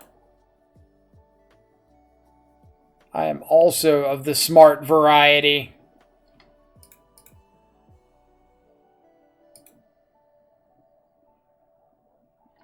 Keep it. I want it.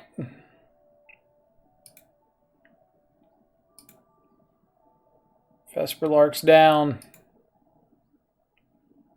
They go. And now we hope drowning the lock on whatever they cast is good enough.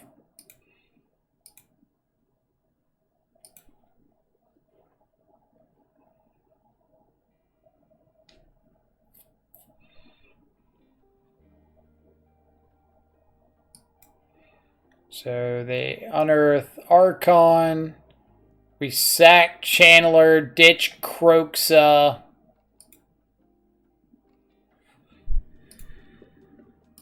Sack you, ditch you.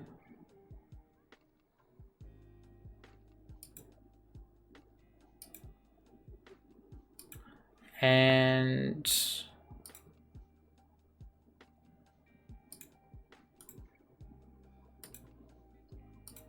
yeah. Drown you.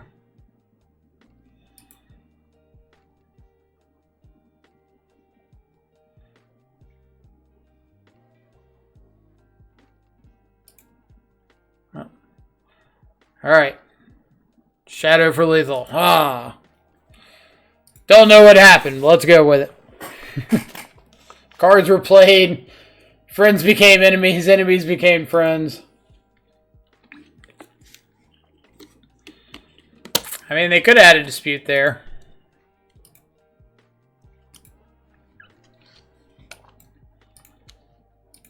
The old tunneling cat. Wonder if she is playing Yawmoth.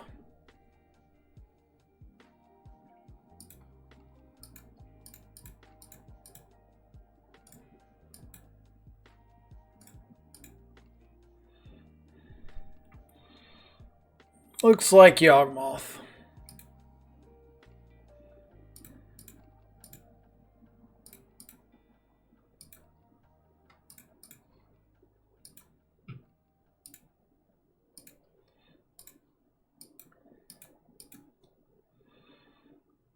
Yep.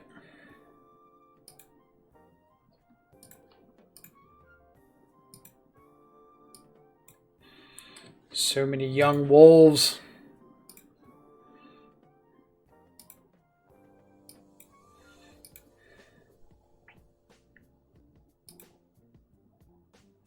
Swallow roots into young wolf. The Geist. Yes, yes. Alright.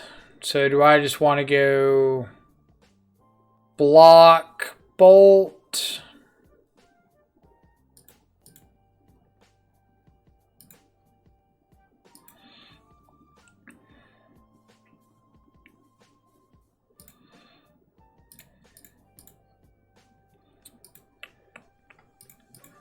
Keep that. Kill you. Block you. Get some of these undying triggers out of the way.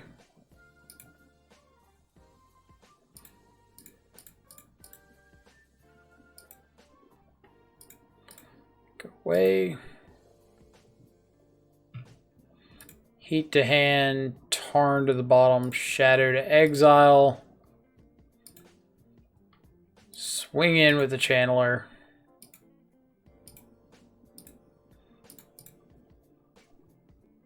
Cast this lovely, lovely Death Shadow. Say go.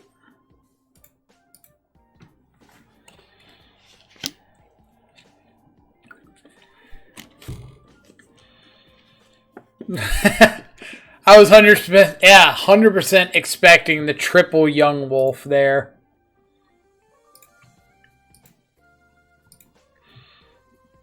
No, we'll Thoughtseize first.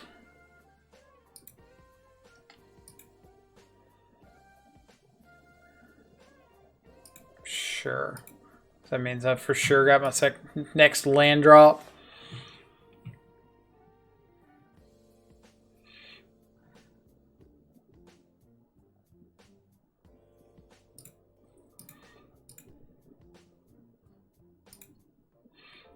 How am I doing this? Like, if I kill the Strangleroot guys, take an Eldritch Evolution one of these into a Grist.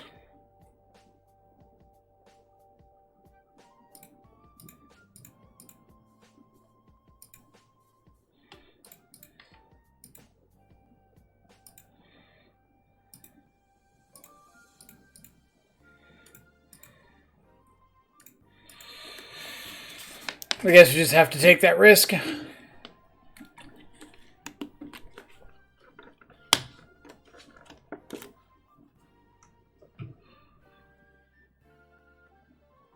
Oh my god, it's a Grist.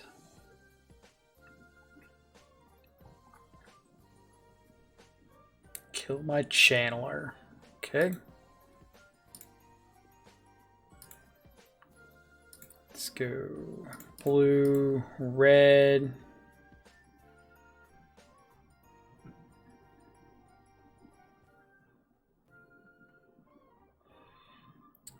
So Ragavan to hand, Shredder to exile.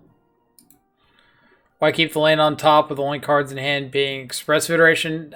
Because I wanted to be able to grow these shadows for sure.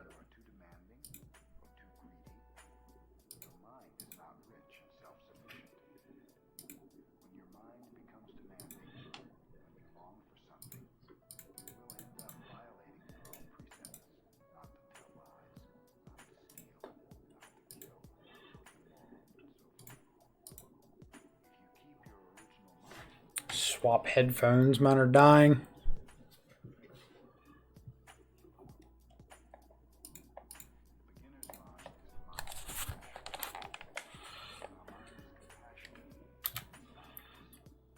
Let's see.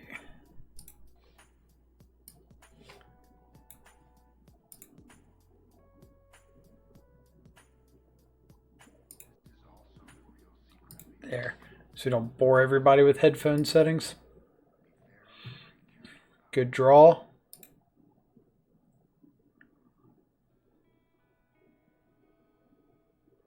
One, two, three, four, five, six. If we can't drown a cord for 6 right now, which is really nice.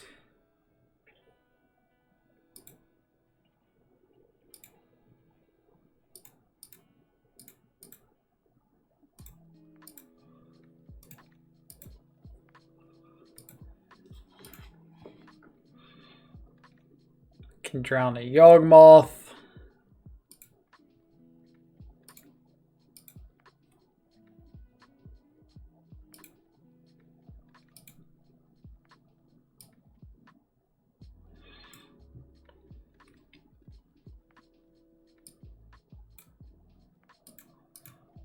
Chump that.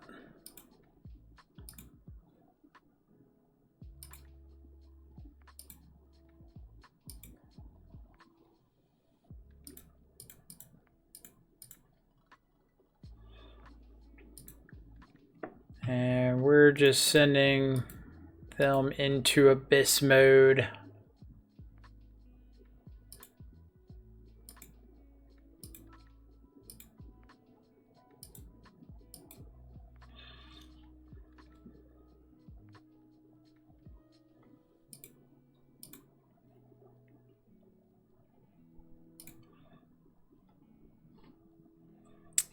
Two cards in hand. What two can they have to kill me here?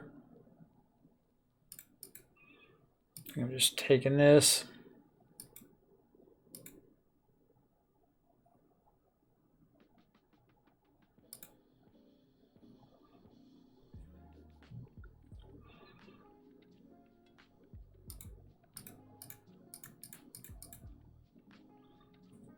Hiya. Alright, game 1 goes to the good guys. Dress down's great.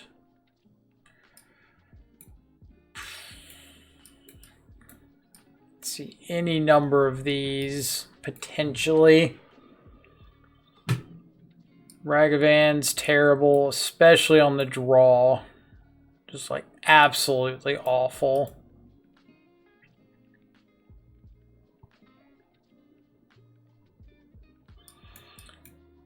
So let's say I don't bring in Kaido.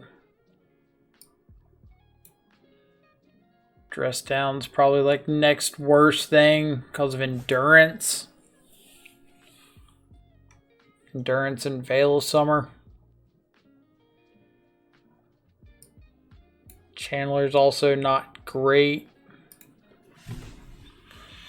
But I think everything I have that says kill a dude except for the last what's it called?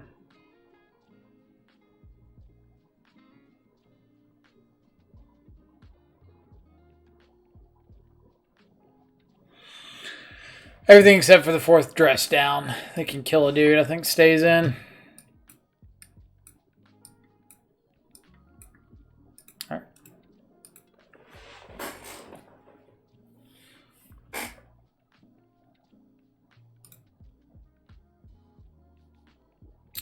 And I do think I'm just going to bolt the bird.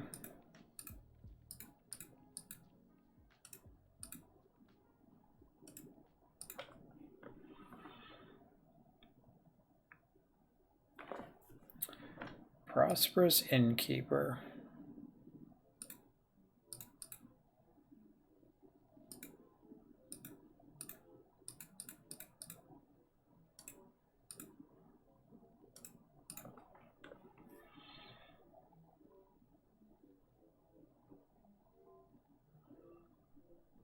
Yep.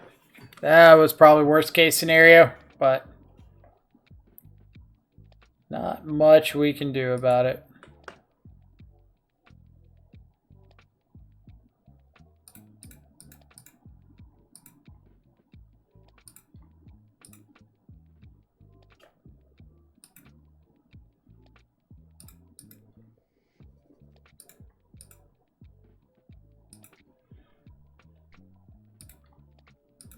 Yeah, we'll take another shadow.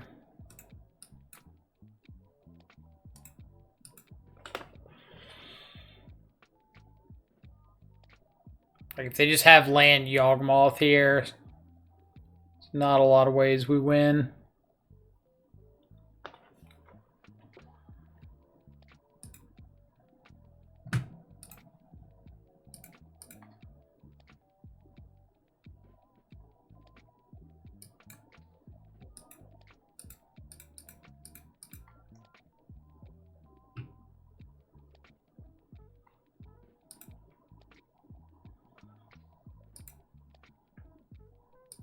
I can eat two things, right?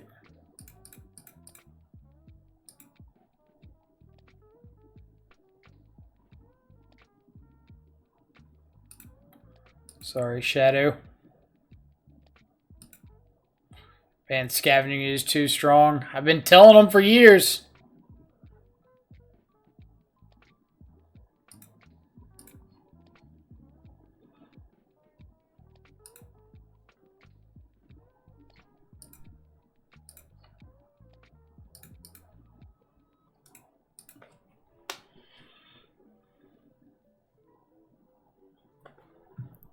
Try to tell people scavenging ooze too strong, needs to be out of the format. And they're like, oh, scavenging ooze is fine. You're like, that's where you're wrong.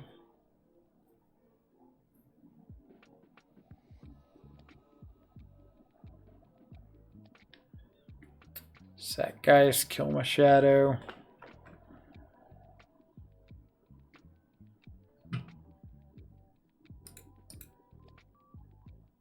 Four, 5, 6, 7. 5, 6, 7, yep.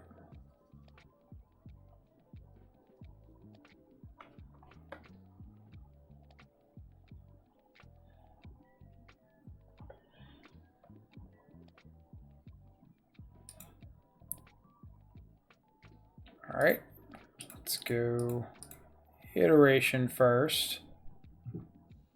Iteration at the bottom, bolt to exile, terminate, shall, discard this here, Croxa for free.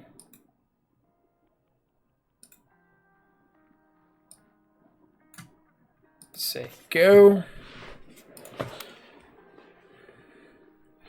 Attacking with the guy seems weird. Yeah, I didn't really get that attack either, but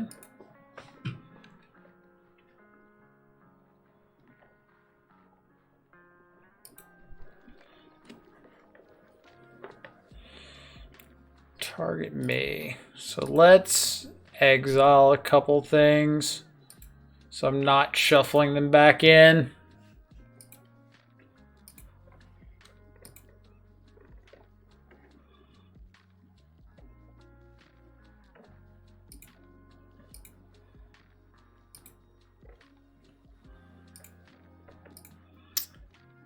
Blue, red. Yuck. Thoughtseize hand, Thoughtseize the bottom, Delta to exile. Play Shadow. Seems okay. Am I attacking with Ledger Shredder?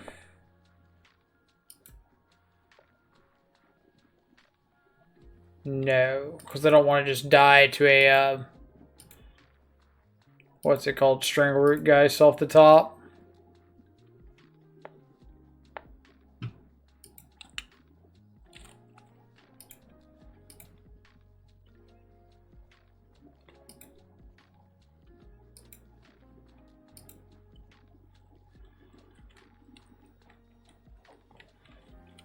Good draws. Let's start with Terminate the Yawmoth.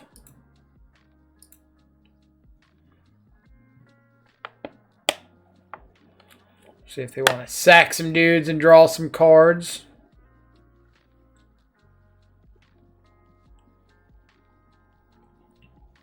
Nope.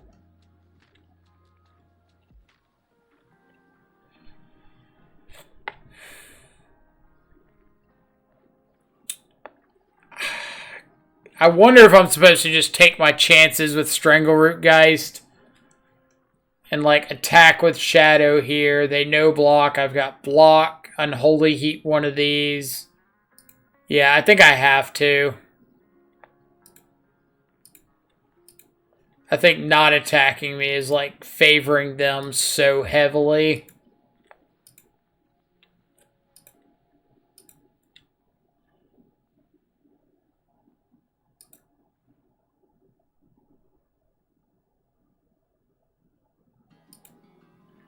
Okay.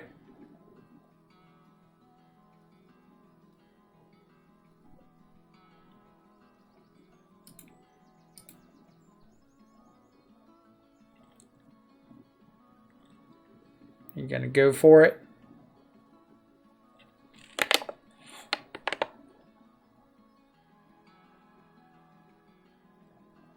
Just fetch shock, you coward. Yeah. Alright, so block, endurance.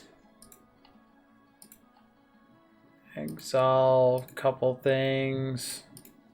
Unholy Heat the Dryad Arbor.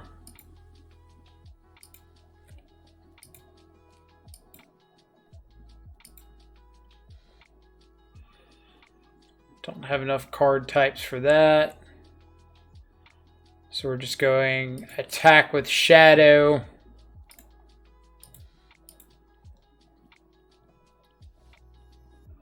Have to block. Say go.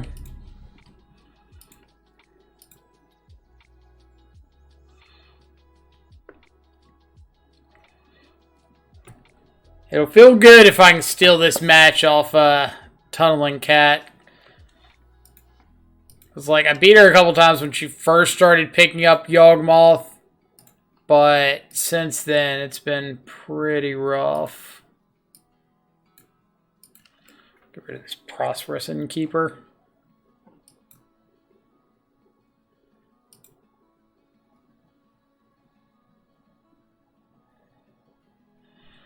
So let's crack in with both.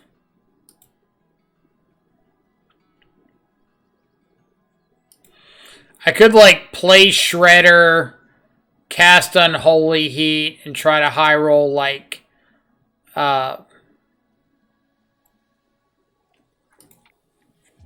not attack with Hearse? Because I don't have the ability to crew it without finding a way to grow the Ledger Shredder. And there's no guarantee that I'll be able to grow it.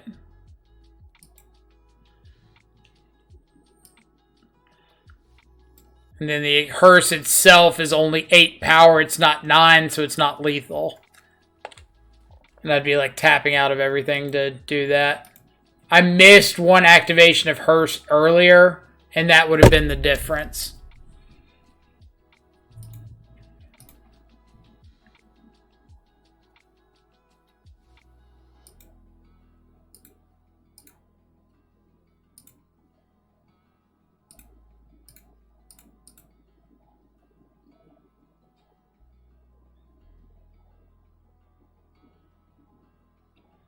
Yeah, if I were her, I'd be pretty upset there. I ran kind of hot. Ran really hot, actually.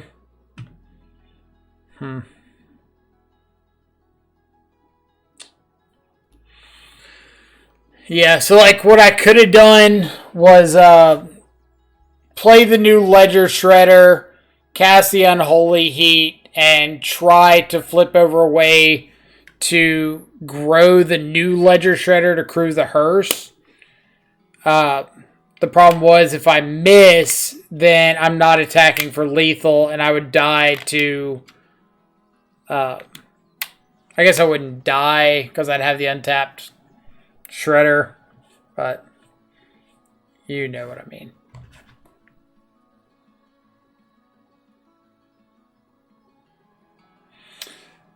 So what did I think about that league? I feel like I played a lot better with Ledger Shredder than I have in previous matches. So that was like the goal of this league, is to try to play some of these cards a little bit better than I have been. I felt like there were more times that I had expressive iterations late. I didn't play them the first turn that I had them available, and that made a big difference. What were the losses? Affinity was a loss, and was Creativity the other loss? No, we beat Creativity. I don't remember what the other loss was. But it felt like I played a lot more patient this league, and that helped. There were some spots that I think I normally would have just fired off spells, held on a little bit longer, let my stuff on board do the work.